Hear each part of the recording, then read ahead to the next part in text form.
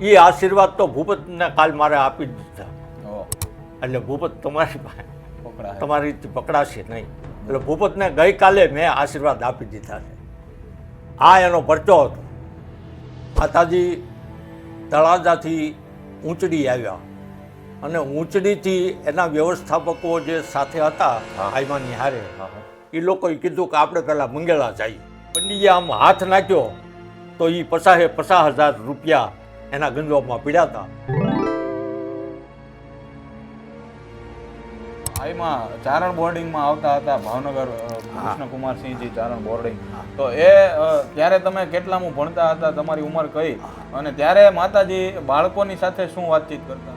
અને આમાં જ્યારે કૂવાને કાંઠે બેઠા હતા ત્યારે જૂનાગઢનો નવાબ છેલ્લો બાબી હતો, એ બાબી નીકળ્યો કે હું ઘણે ઠેકાણે જાઉં છું, પટેલ સાહેબ હોય, ગોહિલ સાહેબ હોય, વાણિયા સાહેબ હોય, મહેતા સાહેબ હોય, શાહ સાહેબ હોય, બધાય હોય, પણ ક્યાંય મારો ગઢવી સાહેબ મને દેખાતો નથી.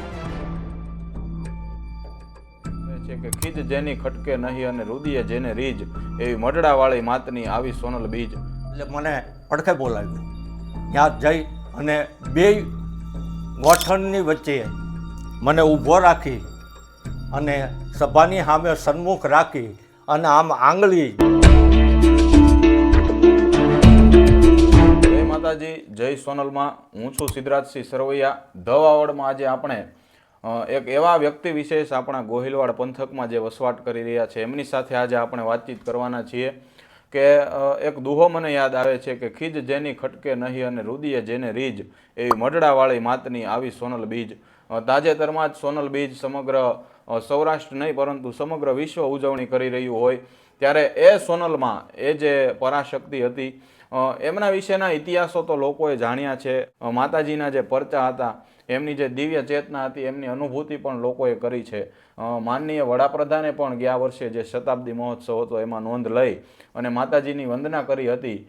પરંતુ આજે વ્યક્તિ વિશેષ આપણી સાથે પોડકાસ્ટમાં જોડાયા છે. એક એવા વ્યક્તિ વિશેષ છે કે જે માતાજીની સોનલમાની સાથે રહેલા છે, એમની સાથે અમુક જે એમણે દિવ્ય જે પળો હોય એ એમની સાથે માતાજીની સાથે એમણે ગુજારી છે. ત્યારે એમની જે વ્યક્તિગત એમની જે અનુભૂતિઓ છે એમની વિશે આપણે આજે વાત કરવાના છીએ.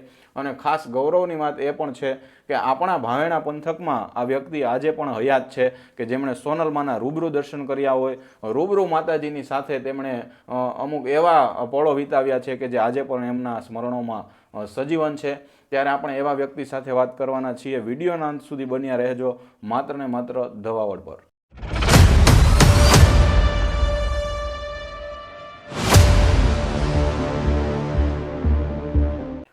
જય માતાજી બાપુ. જય માતાજી. આપનું પૂરું નામ શું છે? આપનો પરિચય આપી અને આપણા દર્શક મિત્રોને માહિતગાર કરશો. મારું નામ મેરાણભાઈ તપસીભાઈ લુણિયા ગઢવી. બરોબર. અને મારું મૂળ ગામ ભુંગર, તળાજા તાલુકો, ભાવનગર જિલ્લો. બરોબર. બીજો બાપુ મારે એ જાણવું છે કે આપના જ્યારે જીવનકાળમાં તમે સોનલમાના દર્શન કર્યા ત્યારથી તો સ્વાભાવિક છે કે જીવન રેખાઓ બદલાઈ ગઈ હોય. અને આમ તો ચારણ કુળમાં અનેક એવી શક્તિઓ થઈ છે જેમણે તમામ જે આપણો સમાજ છે એમને એક રાહ ચીંધી છે. એમના કુળના કુળદેવી તરીકે પણ શક્તિઓ પૂજાયા છે. પરંતુ જે સોનલ માતા હતા એ આમ કહી શકાય કે આ યુગમાં પણ એમણે પરચો પૂરી અને બતાવ્યો છે કે આજે પણ રાફડા સૂના હોતા નથી. ત્યારે તમે જ્યારે સોનલ માતાના સૌ પ્રથમ વખત દર્શન કર્યા હશે અને એ ઘટના શું હતી અને ત્યારે તમારી ઉંમર કઈ હતી એ વિશે થોડીક વિગતમાં વાત કરજો. મારી ઉંમર લગભગ 6 થી 7 વર્ષની હતી. 5 ને 7ની વચ્ચે ઉંમર, એટલે 6 વર્ષની ઉંમર હતી. અને ભુંગરમાં મારો જન્મ. બરોબર. અને એ સમયે મારી જીવનમાં આમ હું બોલી શકતો નહીં, તોતળું બોલાતું. હા, બરોબર. એટલે બધાએ આનંદ કરવા ખાતર મને બોલાવતા. જુદા જુદા દુહા છે, કવિત છે, પણ જ્યાં અઘરા શબ્દો આવે ત્યાં જીભ જલાઈ જાય. એટલે હું સ્પષ્ટ બોલી શકતો નહીં. એટલે બધા ગ્રામના માણસોને આનંદ આવતો. પણ એ સમય દરમિયાન સોનબાઈમાં જ્યારે નેહડે અને ગામડે જ્યારે ઉત્ક્રાંતિ માટે, બરોબર, ચારણોની મુલાકાતો લેવા માટે અને ચારણોને નવો રાહ ચીંધવા માટે જ્યારે ગામડે ફરતા અને એ બરોબર ત્યાં ભૂંગર પધારેલા. હા બરોબર. અને ગામના ચોકની બાલકોર માંડવો નાખેલો અને આખું ગામ બહેનો ભાઈઓ બધા માતાજીનું સ્વાગત કરી અને ત્યાં બધી વાતો થતી હતી. એ દરમિયાન હું પણ મારી ઉંમર નાની હતી પણ મને પોતાને એમ થયું કે માતાજીના આપણે દર્શન કરવા જઈએ. એટલે હું માતાજીના દર્શન કરવા જતો. એ સમયે અમારે એક મુળુભાઈ આઢા કરીને હતા. એ પોતે રાજી થાય એટલે એ મને કાંઈક ને કાંઈક એવું કહેતા. હા બરોબર. કે એકાદો દુહો બોલ. એટલે હું દુહો બોલું. કુમતિયા નજરું કરે અને ભાંગીને કર ભૂકા, એ બાકરના ભૂકા, તું જમવા લાગી જીવણી. પણ એ દુહો મને નાનપણથી મારા પિતાશ્રીએ મને શીખવાડેલો. બરોબર. પણ મારી જીભ જલાતી. એ બાકરના બુકા આવે તો ત્યાં બાટરના બુકા એવું થઈ જાય અને જીભ ચોંટી જાય અને પછી ડાયરાને મજા આવે. એટલે હું એ દુહો બોલ્યો એટલે માતાજીનું ધ્યાન મારી ઉપર પડ્યું. એટલે એણે પૂછ્યું કે આ છોકરો, તો મારા પિતાશ્રીએ કીધું કે મારો દીકરો છે અને એને આમાં જીભ જલાય છે. બરોબર. એટલે મને પડખે બોલાવ્યો. ત્યાં જઈ અને બે ગોઠણની વચ્ચે મને ઊભો રાખી અને સભાની સામે સન્મુખ રાખી અને આમ આંગળી જમણા હાથથી એણે આંગળી આમ ફેરવી અને આંગળી ફેરવતા આજ હું સ્પષ્ટ બોલી શકું છું. આકાશવાણી રાજકોટની માલકોર મારું લગભગ 20 કલાકનું રેકોર્ડિંગ છે લોકવાર્તાનું. આ એનો પુરાવો છે. આ માતાજીનો પહેલો પરચો અને પહેલી વખત માતાજીના મેં દર્શન કર્યા. ત્યાર પછી હું 1966માં ભાવનગર ચારણ બોર્ડિંગમાં અભ્યાસ અર્થે દાખલ થયો. ત્યાં તો અવારનવાર માતાજીના દર્શન થતા અને મુલાકાતે થતી અને માતાજીના આશીર્વાદ વારંવાર મળતા. તો બાપુ મારે એ પણ જાણવું છે કે સોનબાઈમાં આમ તો તમે વાત જે કરી કે આપના 7 વર્ષની ઉંમરે જ પરચો આપેલો, પરંતુ એ વાતમાં થોડુંક વિગતે વાત કરો કે માતાજી ત્યારે કેટલા દિવસ રોકાણા હતા અને ક્યાં રોકાણા હતા, એ આખી ઘટનાની થોડીક ઝાંખી દર્શકોને કરાવો. માતાજી તળાજાથી ઊંચડી આવ્યા અને ઊંચડીથી એના વ્યવસ્થાપકો જે સાથે હતા આઈમાની હારે, એ લોકોએ કીધું કે આપણે પહેલાં મંગેલા જઈએ. બરોબર. અને ઊંચડીના ઝાંપેથી બે રસ્તા જુદા પડે. એક રસ્તો ભૂંગર જાય અને એક ઊંચડી જાય. એટલે અંધારું થઈ ગયું હતું. એટલે એ વખતે માતાજીએ કીધું કે આપણે ભૂંગર જઈએ. તો કે માતાજી મંગેલા પહેલાં આપણે જઈએ, અહીંયા મંગેલા નજીક છે. તો કે ભલે. એટલે તરત ગાડીને વાળી અને જવા દીધી. પણ જ્યાં ભૂંગરને ઝાંપે આવ્યા તો માણસોને જોયા એટલે પૂછ્યું કે ભાઈ આ કયું ગામ? તો કે આ તો ભૂંગર છે મારી. તો કે ઓહો ભાઈ તમે મંગેલાનું કહેતા ને, આ તો ભૂંગર આવ્યું પહેલું. તો કે હા મારી એ તમારી કૃપા અને તમારા આશીર્વાદ હશે. એટલે પછી માતાજીને ધામધૂમથી હામિયા કરી અને ગામમાં લઈ આવ્યા અને મંડપ ફણગાર્યો.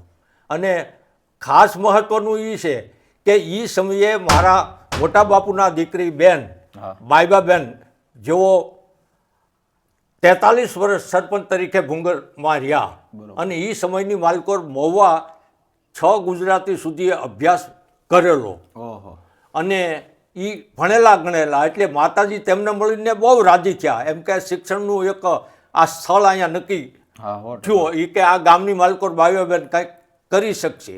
એટલે બહુ માતાજી રાજી થયા. અને માતાજીનો ઉતારો મારે પોતાને ઘરે જે હું મારું રહેણાંકનું મકાન છે અને જ્યાં માતાજીનો થડો છે, જ્યાં હું દર વર્ષે ઘણી વખત અનુષ્ઠાન કરું છું, 3 વખત મેં અનુષ્ઠાન કર્યા છે. બરાબર. એ જ ત્યાં જૂનું મારું મકાન હતું અને એ મકાનની માલકોર માતાજીનો ઉતારો હતો અને માતાજી ત્યાં રોકાણા. અને ભેહું તે દિવસે દૂધાણાનું બહુ સારું હતું અને ભેહુંના દૂધ એટલે દૂધ પાક અને પૂરીને આવું જમણવાર કીધું હતું અને માતાજી બહુ રાજી થયેલા. બરોબર. બીજું મારે ગઢવી સાહેબ એ પણ જાણવું છે કે સોનલમાં આપણા ગોહિલવાડ પંથકના કયા કયા ગામોમાં આવેલા એ વાતની જો તમને યાદી થતી હોય તો એ ગામોના નામની, કારણ કે ડુંગર તો લગભગ સૌને ખબર છે, પરંતુ એ સિવાય માતાજી કયા ગામોમાં પાવન પગલા પાડેલા. જો મજાદરથી કરી મજાદર, અમૂલી, મહુદડા, શારદિકા, પછી મોભિયાણા, પછી મંગેલા, ભૂંગર, બાબરિયાત, પછી આ જે વાળા પંથકના ગામડા છે સાલોલી, માલપરા, બે હળોદરિયું અને બે માલપરા, આ બધે માતાજી પધારેલા. બરોબર. બીજું ગઢવી સાહેબ મારે એ પણ જાણવું છે કે જે સોનલમાં હતા એમના જીવનના ઘણા બધા સંદેશો છે જે ચારણ સમાજને જ નહીં પરંતુ સમગ્ર 18 આલમને અસર કરતા હોય છે. તો સોનલ માતા જ્યારે તમે એમને સ્વાભાવિક છે કે ઘણા સાંભળ્યા હોય રૂબરૂ પણ અને આ માધ્યમો દ્વારા પણ, તો માતાજીના એવા કોઈ સંદેશા હોય કે જે ખરેખર માતાજીના હૃદયમાં એમની ખૂબ પ્રાથમિકતા હતી, જેમ કે વ્યસન મુક્તિ માટે બહુ બોલતા, શિક્ષણ માટે બોલતા, તો તમને તમારા મંતવ્ય મુજબ સોનલમાનો સૌ પ્રથમ એવો આદેશ કયો હતો કે જે સૌએ આજે પણ પાળવો જોઈએ? પહેલી વાત તો એ માતાજી એવું કહેતા કે આપણે ચારણ છીએ, એ ચારણનો ગર્વ હોવો જોઈએ. અને ખરો ચારણ ક્યારે કહેવાય કે સત્ય વક્તા હોવો જોઈએ. 100%. ચારણ સત્યની નજીક હોવો જોઈએ. 100%. પહેલી વાત એ. પછી દારૂ, માંસાહારી, ખોટું બોલવું, ધૂણવું, આ બધું માતાજીનો વિરોધ હતો. 100%. એના માટે માતાજી નેહડે ગામડે ગામડે ફરી અને પ્રતિજ્ઞા લેવડાવતા. અને ઉત્ક્રાંતિ લાવવા માટે બાળકોને ભણાવો. અને માતાજી પોતે કહેતા કે હું ઘણે ઠેકાણે જાઉં છું, પટેલ સાહેબ હોય, ગોહિલ સાહેબ હોય, વાણિયા સાહેબ હોય, મહેતા સાહેબ હોય, શાહ સાહેબ હોય, બધાય હોય, પણ ક્યાંય મારો ગઢવી સાહેબ મને દેખાતો નથી. તો આ મારી કરુણા છે. તો મારો સમાજ, દીકરીઓ અને દીકરા બધાય ભણી ગણી અને સારી પોસ્ટ ઉપર જાય, આ મારું સપનું છે. અને એ સપનું સાકાર તમે કરી શકો. આ વ્યસનથી દૂર રહ્યો અને સંસ્કાર, સંસ્કૃતિ, અને ચારણો તો સંસ્કૃતિના વાહક છે. ચારણો 18 આલમને જ્ઞાન દેનારો ચારણ છે. અને એ મૂઢ, મૂરખ, દારૂડિયો કે વ્યસની ન હોવો જોઈએ. 100%. તો મિત્રો, જેમ મેરાણ બાપુએ કીધું તેમ કે આ સોનલમાના જે મુખ્ય સંદેશ હતા, ચારણ સમાજને જ નહીં પરંતુ 18 આલમને માતાજીએ દિશા સૂચન કરવાનું કામ કર્યું છે.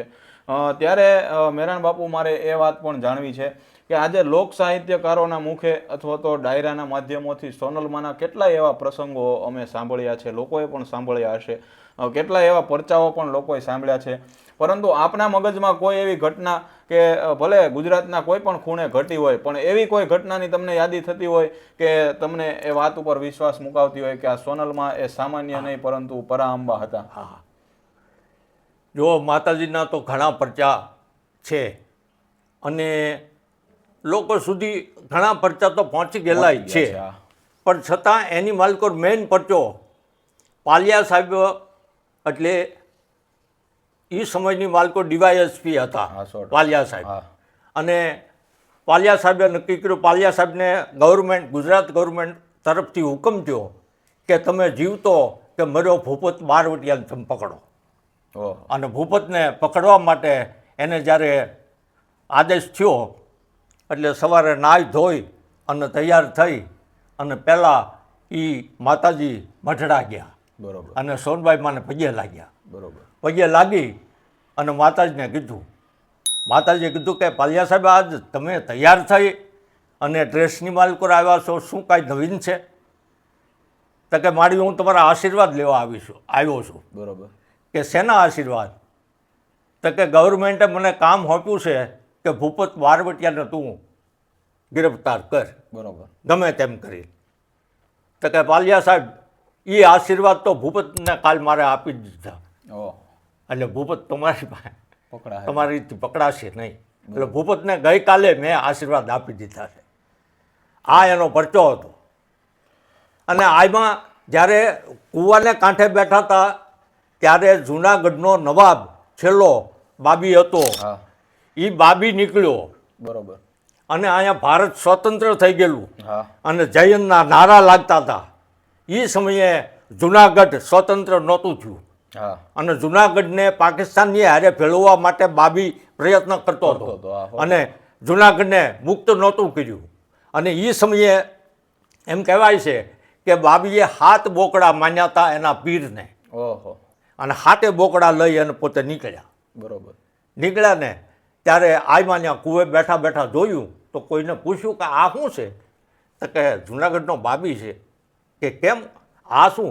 તો કે એના પીરને બોકડા ચડાવવા જાય છે જૂનાગઢ એમ કે મુક્ત ન થાય હા. અને પાકિસ્તાનમાં ભેળવી દેવાય. એટલે બાબીને બોલાવી અને કીધું કે આ જીવ હિંસાથી કરવાથી તને જુનાગઢ પાછું મળવાનું છે, એ ન મળે. તું આ 10 બોકડા ચડાવ કે 11 ચડાવ, ગમે એટલા ચડાવ, આ તો જીવ હિંસા છે. હા, 100%. એટલે આ તું ખોટું કરશો. અને જો તારે બચવું જ હોય તો આ મૂંગા જીવને, જેને અજિયા કહેવાય, અજિયા જેને જીભ ન હોય ને એવા અજિયા જીવને તું છૂટા મૂકી દે અને એના આશીર્વાદ લે તો તને કદાચ તારી શક્તિ તને પાછી મળે. એટલે એણે બોકડાને છૂટા મૂકી દીધા. ઓહો. આવી એની શક્તિ હતી, આવી એની પ્રતિભા હતી. ઓહ. તો મિત્રો, જેમ મેરાણ બાપુએ વાત કરી કે જે નવાબ કદાચ આપણા ભારતના મોટા મોટા નેતાઓને ન નમતો, એ નવાબે પણ સોનલમાની વાત માની હતી.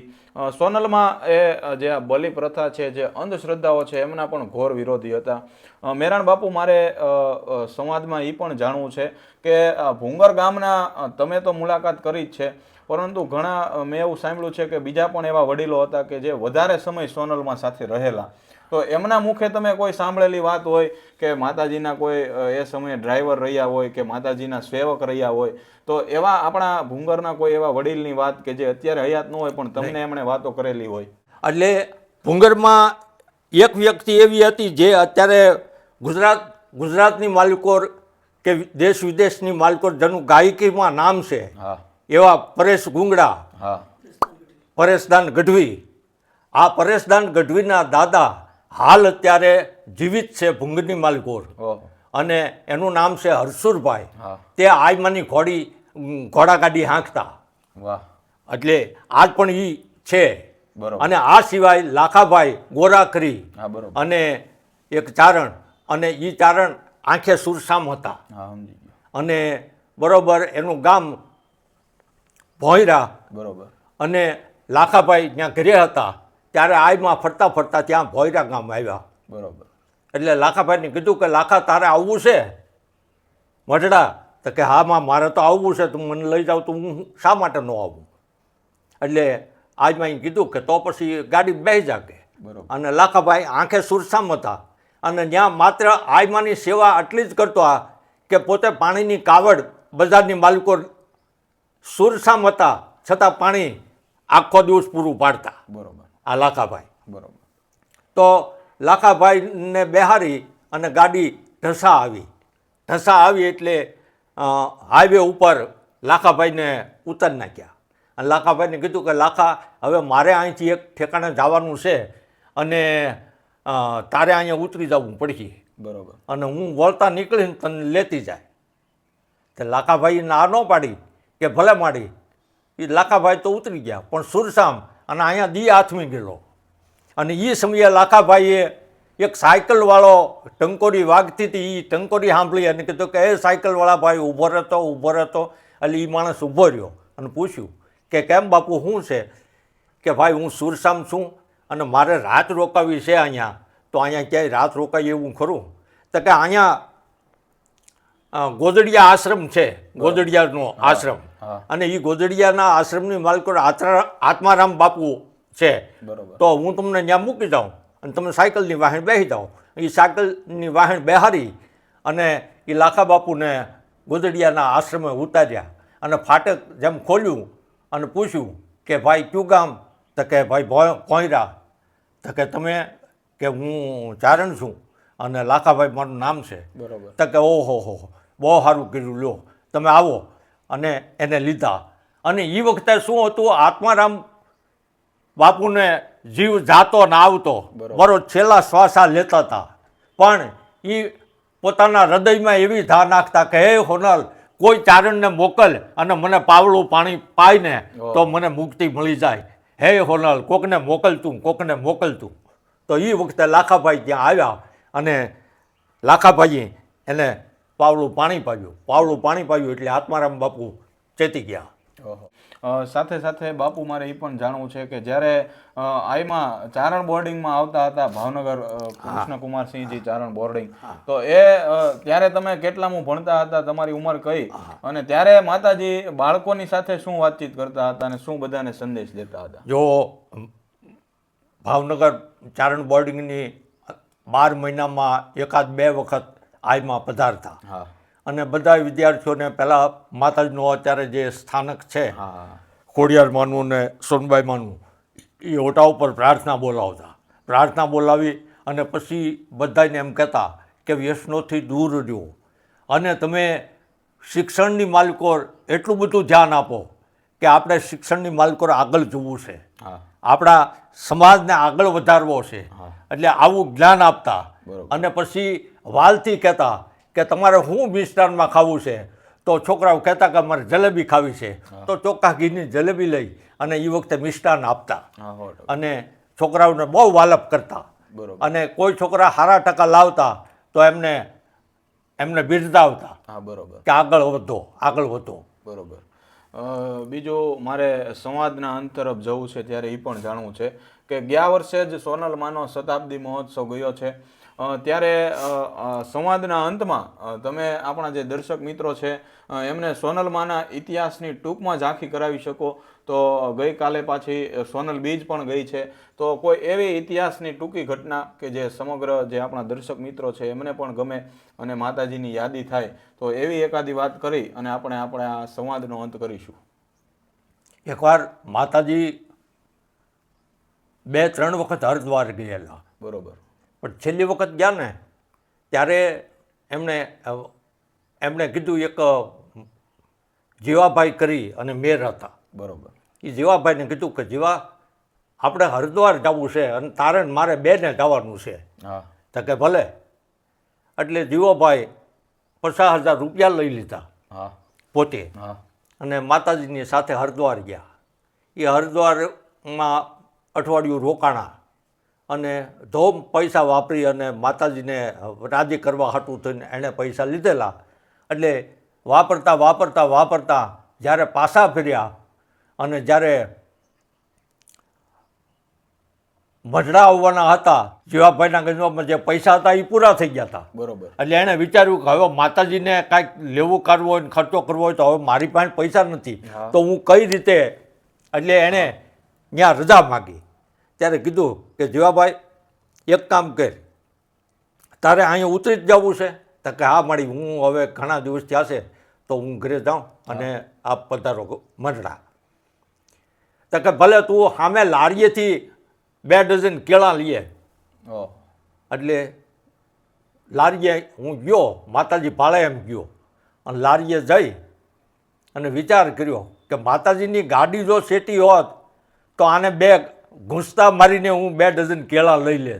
પણ માતાજી હાવ નજીક છે એટલે મારીથી એ કાંઈ થાય નહીં અને ગંજવામાં પૈસા નથી. એટલે એણે કીધું કે 2 ડઝન કેળા હારા કાઢી દે. એટલે 2 ડઝન કેળા કાઢી દીધા કે હું દેતા હું માતાજીને. તો કે આ દેતા હું. તે દેવા ગયા. એટલે પછી આમ કરીને આમ કર્યું કે માં મારે પૈસા દેવાના છે, તું દેતો હું. તો કે તું કહે ને મારા ગંજવામાં પૈસા હવે પૂરા થઈ ગયા છે એવું તું કાંઈક વિચારતો ને રસ્તામાં? તો કે માં એવું તો છે. તો કે તો તું ક્યાંથી પૈસા આપી? પણ જ્યાં આમ બંડીએ આમ હાથ નાખ્યો તો એ 50,000 રૂપિયા એના ગંજવામાં પીડ્યા હતા અને એમાંથી કેળાના પૈસા એણે આપી દીધા. આ પણ એક એનો પરચો છે. વાહ વાહ. તો મિત્રો, આ હતા મેરાણ બાપુ ગઢવી કે જે આપણા જ ગોહિલવાડ પંથકના તળાજા પાસેના ભૂંગર ગામના વ્યક્તિ છે. તેમણે 7 વર્ષની ઉંમરમાં સૌપ્રથમ વખત આઈ શ્રી સોનબાઈ માના રૂબરૂ દર્શન કરેલા. ત્યારે સોનબાઈ માએ જે પરચો આપેલો એમના પણ એ સાક્ષી છે. એમને વ્યક્તિગત પણ અનુભૂતિ થયેલી. જેમ એમણે કહ્યું કે એમને બોલવામાં જે ખચકાટ અનુભવાતો હતો, જીભ જલાતી હતી, એ માતાજીના એકમાત્ર સ્પર્શથી દૂર થાય છે અને કાયમની માટે આપ જોઈ શકો છો એ અત્યારે એક સારા એવા વક્તાની જેવું એ અત્યારે બોલી રહ્યા છે. એ સિવાય પછી અઢળક માતાજીના પ્રસંગો અને ખાસ જે ચારણ બોર્ડિંગ હતી ત્યાં પણ માતાજીને અવારનવાર મળેલા. તો અત્યારે બહુ ઓછા લોકો એવા છે કે જે સોનલમાને મળેલા હોય, એમને સાથે એમણે જે અનુભવો કરેલા હોય એ એમના સાથે અત્યારે જીવતા પણ હોય એવા બહુ ઓછા લોકો છે. તો એમાંના એક વ્યક્તિ મેરાણ બાપુ, આપ અમારી સાથે જોડાયા એ બદલ આપનો પણ હું હૃદયથી આભાર માનું છું. અને વધારે ને વધારે આવા વિડીયો જોવા માટે અમારી સાથે બન્યા રહેજો, માત્ર ને માત્ર દવાવડ પર. જય સોનલમાં.